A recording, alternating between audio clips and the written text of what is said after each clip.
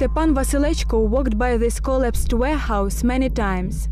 He had never expected that his destiny would be closely connected with it. In 1994, he has become the head of the village of Syanki for the first time. Hence, he realized that his mission was to release his countrymen from that rig and remove the mine, what meant to neutralize the warehouse with chemical pest killers, which was named by country people as Mine at the Border. The village of Syanki was founded in 1580. It is situated close to Poland on the territory of International Biosphere Reserve Eastern Carpathians. Only such thoughtful master Soviet official could locate the warehouse with 11 tons of pesticides in such a strategic spot. Whether it was an occurrence or diversion, nobody knows till now. Thus far, the chimeric house without windows and doors is the warehouse with pesticides, which decorates Precarpathian Syanki. Every time after the rain, streams of poisonous water flew into a small nameless source where the river Syan takes its beginning. The poisonous water destroyed everything alive on its way. The river Syan brought poison to Vistula and the last to the Baltic Sea. Besides the horrible reek coming from the warehouse, the health of mountain inhabitants was strongly damaged. In 1991, as a result of an accident that occurred due to the fault of Turkish oil base Agroprom Technica, 100 tons of oil and 80 tons of ammonia fell into the Vistula through the Syan. It caused a great international scandal. After this horrible accident, when more than 200 tons of oil got to the river Syan, Polish government applied with a note of protest to the government of Ukraine. That time can be characterized as time of the great tension between two countries. The Polish side harshly and without an excess diplomacy announced its disagreements. Stepan Vasylechko decided not to wait for the next catastrophe, but to take measures for preventing it. He was addressing the letters everywhere, from Regional Council Administration of the President to Supreme Council. Each official reply from the government was nothing but a traditional formal response. Correspondence would have lasted until now if the journalistic non-governmental organization Weti, experienced in conducting successful companies in mass media, didn't learn about long-term struggle of Vasylechko. Young activists provided help and support simply in struggle for existence of human being.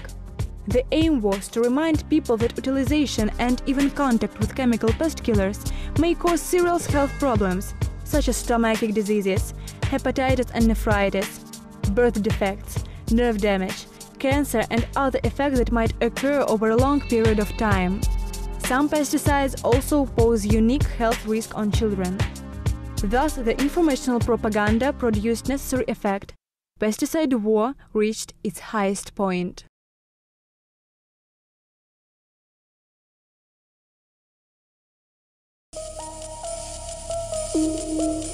Local Syanki pesticides war became the continuation of global war with pesticides which started in the world at the beginning of 20th century. The word pesticide originates from the French word la peste, which means a plague, and the word cadeau, which means to kill. Thus the mankind learned about this chemical plague at the beginning of the 20th century. Although the intentions were noble, to increase the crop and reduce the number of harmful insects, rodents and weeds. Americans were the first to initiate the mass utilization of pesticides in agriculture and were the first to experience the harmful consequences of it. It was proved by scientists that the utilization of pesticides can be the main reason of increasing cancer and gastric diseases. Furthermore, the great resonance in society was caused by the book of American writer Rachel Carson, Dead Spring. The main idea of the story is the following. One day, due to the pesticides, a dead spring will come, when nothing would blossom or grow up. The leading manufacturers of pesticides try their best to withdraw the book from the market, but the publicity has spread enough to convince the public of pesticides' danger. Soon everybody who learned about this threat considered pesticides as chemical weapons. The bright example is the period of 1965-1971, when American troops tried to destroy the partisans on the territory of South Vietnam by scattering the pesticides from the plains. That time, about 70 million liters of defoliants with the content of dioxins were poured out. It poisoned the ground for a long time. Over 3 million of Vietnamese became the victims of that poisonous cultivation. Besides, it caused the increase of cancer diseases, defects of newborns. In Ukraine, the situation a bit differs. Here, the pesticides became the weapons against its own people. From the times of Soviet Union, the fields were generously fertilized with chemicals. Every year, for 1 hectare of sowing area, on average 5 kilos of deadly chemicals was poured. Almost all the collective farms had their own pesticide warehouses.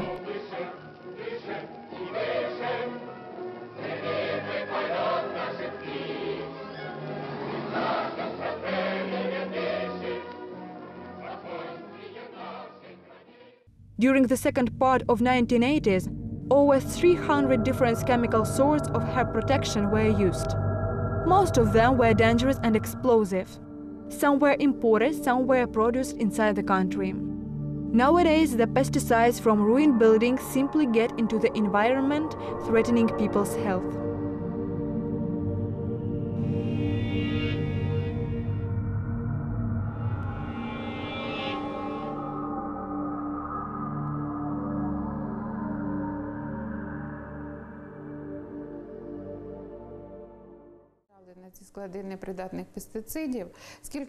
Every time when we arrived at the place, several cows, goats and geese pastured near warehouses with useless pesticides. It means that such products as goat's milk or goose liver are dangerous, and no matter how useful they are, products are no more of use. The government would not care about harmful pesticides till now if it hadn't understood that the chemical pest killers can bring wealth. So the scam with containers began. The plan was quite simple. The firms, which had their private contacts in Ministry of Ecology, started producing ferroconcrete containers for the incredible prices – $1,000 for a widget. In addition, they gave incredible guarantees of safety for storing the chemicals for 100 years. The frauds with the budget funds were covered by the eco-officials of the highest ranks. However, after 1 year, the containers started to crack and leak, despite its 100 years of safety guarantee. Toxic chemicals seeped into the ground and evaporated. Nevertheless, this incident hasn't obstructed the mass storing of pesticides in those containers. 22 of such containers were also brought to Sanki.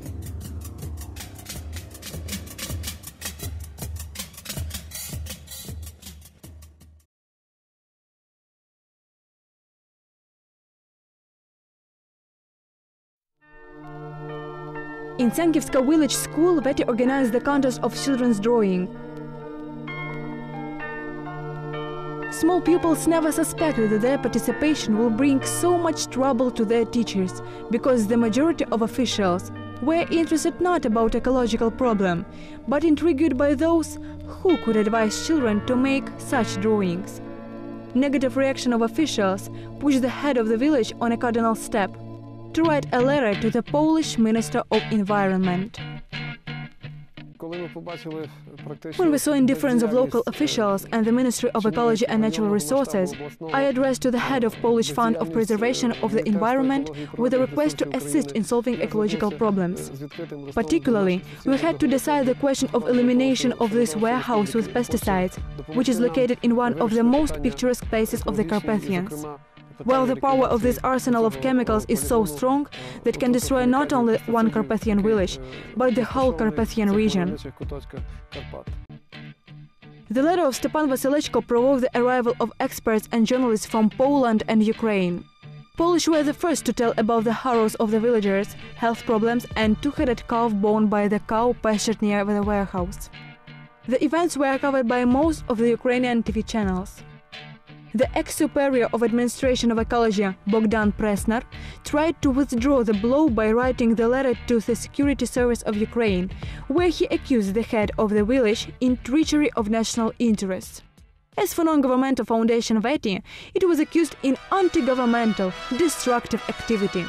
Mr. Presner also requested to ban the children who participated in competition of drawing in Sanki to go for a final of international competition in Poland. However, the Security Service of Ukraine didn't interfere in the conflict and children got permission for going to Poland. In 2001, Syankivska pesticide war ended with a small victory. 22 tons of pesticides were restored in ferroconcrete containers, though left outside. The financial funds for elimination of containers from the village and the territory of regional landscape park were not found. Weti warned the eco officials that the concrete containers won't withstand the Carpathian sharp frost.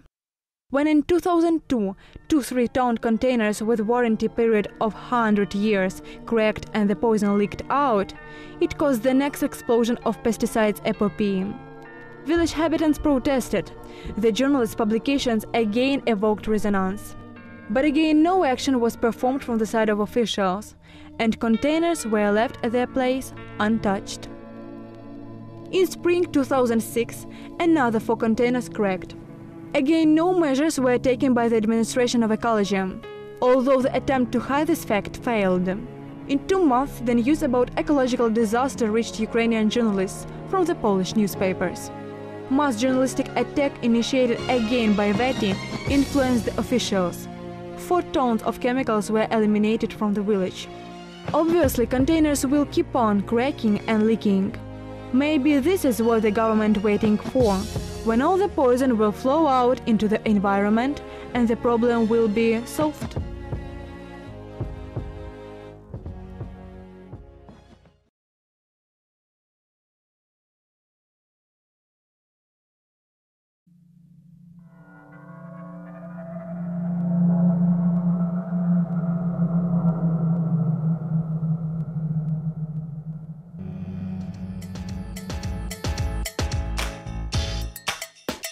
Non-governmental foundation Weti, in its own TV program Eco-Pulse of the region, informed the people about various ecological problems and especially about the damaging pesticides effects.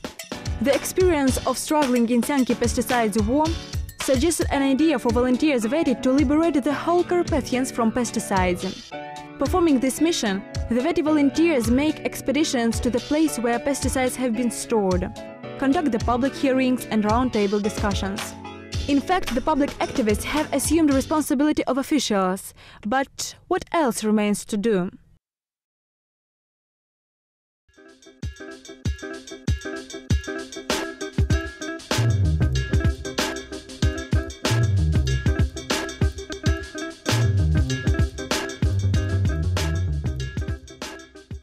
Officials abdicated their duties even on such primitive level like informing population of existent danger.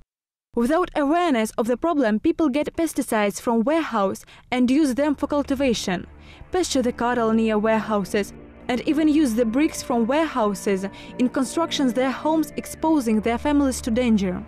Some of the locals even tried to fertilize the fields with those pesticides, regardless at protest of the leading Kyiv laboratories. Village Dovzhok, Chernivtska region. It is one of the brightest samples of pesticides mess. Officials gave a command to spill pesticides on the fields and sown them. The level of toxicity of the soils is very high. We consider such actions to be absolutely irresponsible and dangerous. Announcements from the other regions of Ukraine remind frontline reports. The pesticides in Odessa region polluted the river. The wells with water were spoiled in Kherson region. In Belotserkivska region, with noble intentions, money was laundered for storing pesticides of the whole region. The help to officials was provided by pseudo-scientists.